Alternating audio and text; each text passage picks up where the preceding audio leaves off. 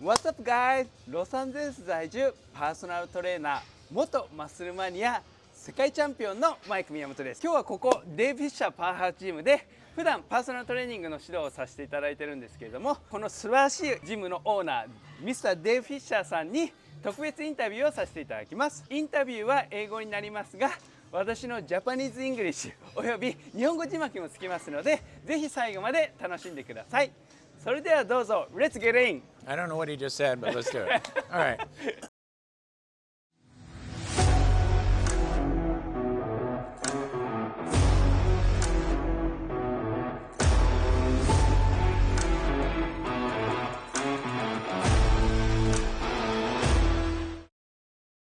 Hi everyone, this is Mike Miyamoto. Today I'm really excited to talk with a very special person, legendary IFBB Pro bodybuilder and the president of Dave Fisher Powerhouse Gym, Mr. Dave Fisher. Thank you so much for being here today, Dave. Thank you, Mike. Yeah, my pleasure. Yeah, Dave, to start off, why did you take such a big risk at 60? Yeah, huge gym. Yeah, It's a huge risk. Yeah. Well, life is a risk, right? Yes, So I opened a exactly. small gym 15 years ago. That wasn't going to make me rich. We moved into a bigger gym. That still wasn't going to make me rich. So we decided we outgrew the other gym. We had to move. We weren't growing anymore. We were stagnant. Parking lot was too small. The gym was too small. It was 10,000 square feet. So a year ago, we decided we needed to move, and we found this place. It's 25,000 square feet. We made the decision, signed the lease. It took us 3 months to build it out, and now here we are. Now this is as far as I'm going. I'm not going anywhere. This is my and my wife's retirement. Maybe in a few years, 5 years, I don't know what we'll do. Maybe sell it. Maybe sell it to Mike. It's going to be worth a lot of money in 5 years, so you better start saving. Yeah. And but I don't know what I would do. We do if we retire, because it gives you a purpose to get up every day and go to the gym and work. And if I didn't have to work, I don't know what I would do. Yeah, that's Yes. we call the Japanese term. We call the ikigai. Yeah, that's the purpose of life. Yes, yeah, that's, purpose that's of life, kind of, right. Yeah. Yes, we get up at 3 a.m. every day. We get here at 4:30. We open the gym at 5. If I didn't have to get up, I would just sleep in till noon, and that's not good. That's not good. Next question. How are you gonna do you stay competitive against like big chain like in every single block we have the gym Yes. around here. So we are Yeah. surrounded by the big corporates. I call it the corporates: 24-Hour Fitness, LA Fitness, UFC, Planet Fitness, Spectrum, Equinox, all the big corporate gyms. We are the only, if you want to call our hardcore gym around. And you can see by looking at it, the pictures and the feeling of this gym. We have a lot of competitors. There's no other gym like this around. The corporates, you walk in there and it's kind of dead. And when people come here, they look around and go, wow, this is a real gym. And it's a family feeling, and people put their weights away, they're respectful. They enjoy being here compared to the other gyms. They don't enjoy being there. It's just a place to work out. People actually enjoy coming here, and that's our difference. You like being here. Yeah. You're I here love all it. the time. Yeah. You're here more than I am. Yeah. Okay. I just wanted a specific business strategy. What marketing work best for you as a gym owner? Well, that has changed over the years. Back 15 years ago, we did print advertising, the flyers, the pamphlets, and that changed over the years, as everyone knows. Now everything's online. So our Instagram is our main source of advertising. My girls that work for me, they run it, because I don't know how to do anything like that. I barely use a computer. But we have huge following on Instagram. Many of you watching probably do follow us on Instagram. You're on our Instagram. You follow us, right? I see you on that, yeah, all the time. So that's where, and now that we're in this location with the street right here and the big visibility, which we didn't have before. So just drive-by now is huge for us. Yeah, your employee retention rate is pretty high. My Usually, employees, yeah. they love me. They've been with me for many years. Some of them for a full 15 years. Yeah, that's amazing. Yeah. It's like, yeah. We've had a few bad ones over the years. We've Yeah. had a few bad trainers over the years. Yes, I know. But no, we're doing very good. This might be a little, a bit personal, but how much did you make in your best sales month? Only if you are okay sharing. All right, I'll tell you. So our best sales month, we did $200,000 in 1 month. 200,000. Yeah. But if I go back to 15 years ago, 5th month that I was open in the small little gym, you remember the little gym? I only did $3,900 the whole month. I couldn't even pay the rent that month, but that was 15 years ago. It's come a long way. Yeah. but our expenses are a lot bigger now too. Yeah. Previous gym is 40,000.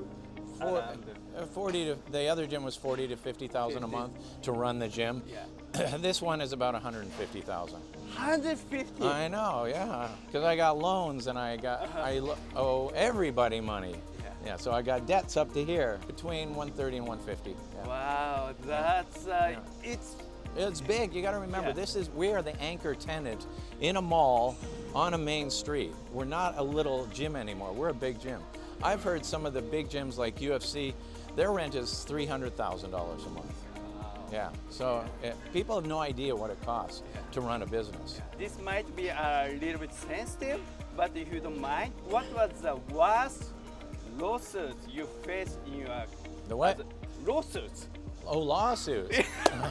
We have only had a few over the years. We've been very fortunate. We have insurance and we have lawyers that work for the insurance company, so I don't really have to deal with it. So fortunately for us, we have not had a big problem with that. Oh, okay. Yeah. How about during COVID? So COVID, we were in the other location. We shut down for 3 months, like the whole world shut down. And then after 3 months, I said, I can't do this anymore. I'm going to lose my gym. So we opened.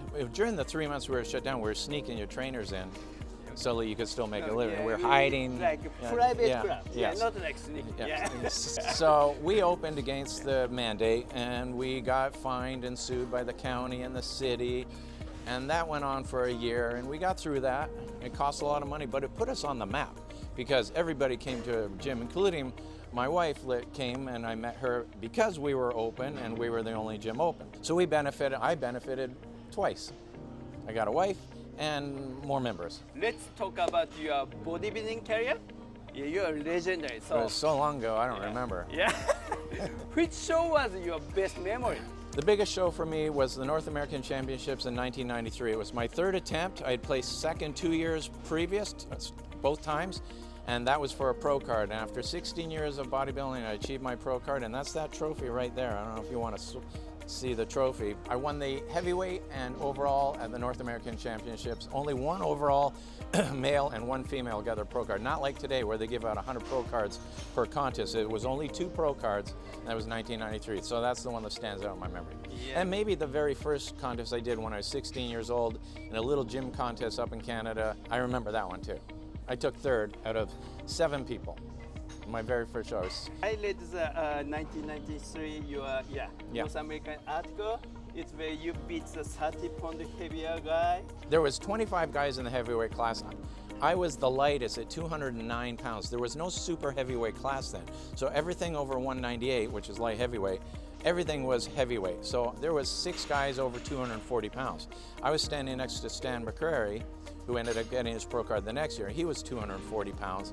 And my conditioning and overall structure, because I was very balanced and proportionate, I wasn't as big, but I was very shredded, and the judges gave me my pro card. What was your diet like at that time? Probably the same as yours. Fish, rice. No, nobody eats the fish anymore. I don't? Yeah. No, I ate a lot of fish. I ate a lot of tilapia. In the last 3 weeks of my final contest, when I did my most shredded condition, I would have 6 meals a day, 2 fillets of tilapia and 1 tomato, 6 times a day for the last 3 weeks. And I got down to, I think it was 2.8% body fat. I was shredded, but that was horrible. I never want to do that again. Leading up to that, you start at 4 months out, and you slowly start cutting out the carbs and changing. You go from a potato to a tomato, and you go from steak to chicken to fish, and it gets leaner and leaner and leaner as you get close. As you know, it gets harder and harder and harder because your body fat gets lower and lower. I was doing 2 hours of cardio a day, but in 4 months out, I started 20 minutes a day. So it goes up as you get leaner because it gets harder and harder and harder. Your body resists losing body fat. Hard cardio, drip, drip, drip off your hands on the sweat on the floor. Hard cardio, 2 hours a day. And I want to ask the 90s bodybuilding culture. Now we have pre-workout. 90s bodybuilding, I had used cocaine. Is that true? So I tried that once in Canada. I was at a gym, and after half an hour, I just wanted to go home and party all night, so I didn't stay in the gym. So that doesn't work. But my pre-workout back in the 90s, because I had some crazy training partners, I would do 6 ephedrins, clenbuterol, aspirin, and caffeine. Are we allowed to say all that? Okay. That was a long time It's ago a long in time another ago. country. Yeah. So Yeah. Okay, thank you. now the pre-workout drinks, I have Yeah. coffee and pre-workout. Yeah, the drinks are great now. Oh, yeah. I think retiring is the hardest part for bodybuilder, especially for champion like you. I'm still competing, but how was it for you when you decided to retire? So I was forced to retire really because right after my last contest, I was 43, and that very next weekend I was moving a big screen TV, and the TV slipped, and it tore my bicep right off the bone. I had to have surgery. I was in a cast for 2 months. I was 43 at the time, and I said, that's it, I'm done. Because you don't come back from, I was already 43.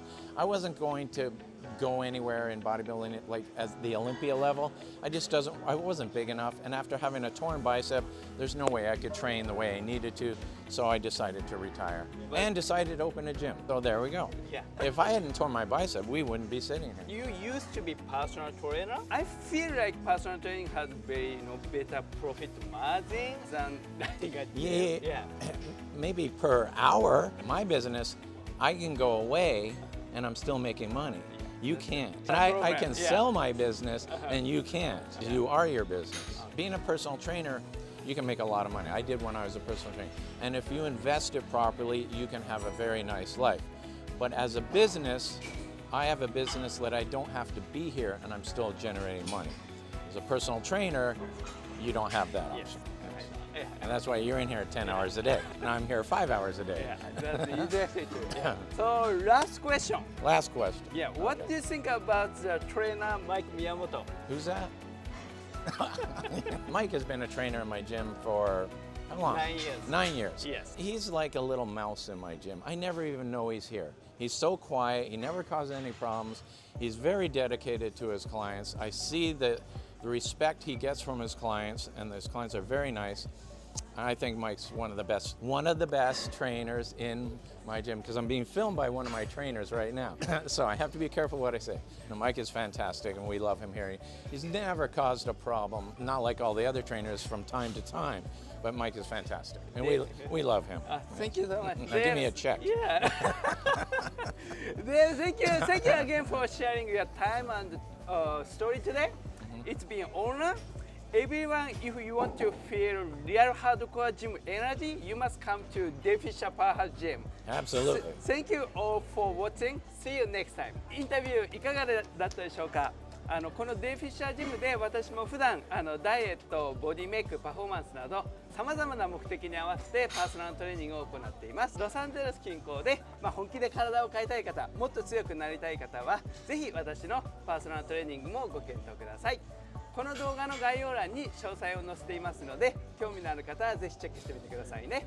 デーブさん、本当に素晴らしいお話どうもありがとうございました。Thank you, Mike. Thank you so much. Thank you. Thank you.